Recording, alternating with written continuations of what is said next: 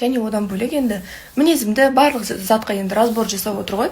И маған айтады да, сен мысалы бір киген киіміңді неше рет киесің деген сияқты сондай сұрақтар қояды да. И мен айтамын, мен андай адаммын, менде полкам толып тұр новый киімдерге, там этикеткасы алынбаған киімдерім де бар, но мен всегда только удобный киімді ғана кием.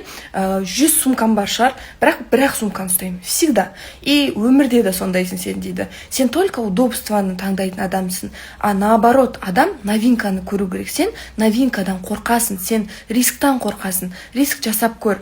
Там ойлама, егер де басқа бір киімімді киіп сыртқа шықсам, барлық адам маған ой Ақерке деп қарайды деп ойлама. Это может быть там наоборот болуы мүмкін, бәрі саған вау деуі мүмкін. И адамдармен де то же самое. Там ол киімді может сен ұнатпайсың, и ол адамды ұнатпауың да мүмкін, но сен үйренісіп қалғаның үшін ғана өзің өміріңде ол дүниелерді алма. Сен новый дүниелерді қарап ескеріп көр дегенде әңгіме айтылды.